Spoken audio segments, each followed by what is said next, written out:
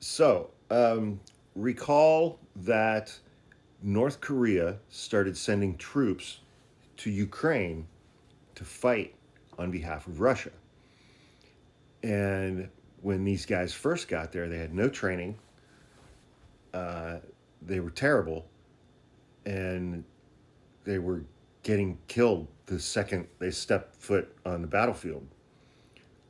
They've been adapting, and North Korea has been adapting. I read an article today about how uh, the North Korean troops in Ukraine have been going out in smaller groups to avoid large mass casualty events.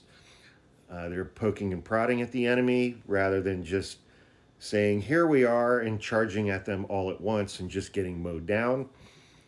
They've developed a new level of ferocity in their fighting.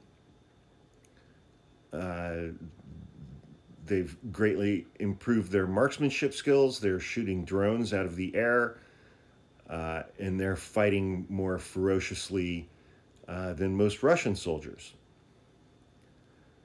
And I continued to read on in that article because back in North Korea, for each soldier that is shipped over to Ukraine to fight on behalf of Russia, the North Korean government is taking that soldier's family into custody and saying basically, if you give up on the battlefield, if you are captured alive, and you talk, we will kill your whole family back home in North Korea.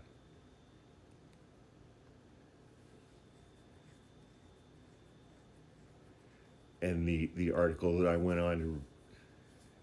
I was reading went on to describe the level of evil involved in that.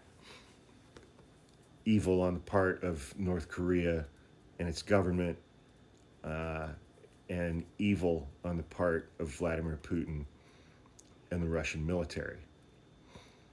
Because they really are just sending these guys into a meat grinder. And so it's like, you hear stories about United States troops in Iraq and Afghanistan back in the day, and they talk about how, they were fighting to keep their buddies alive. And they were fighting as hard as they were fighting for the guys around them. And like, this takes that to a whole new level. You get shipped off to go to war knowing that your government has taken your family into custody.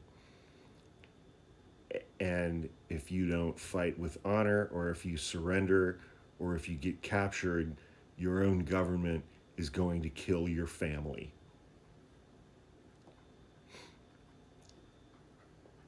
And that is who Donald Trump and J.D. Vance are capitulating to.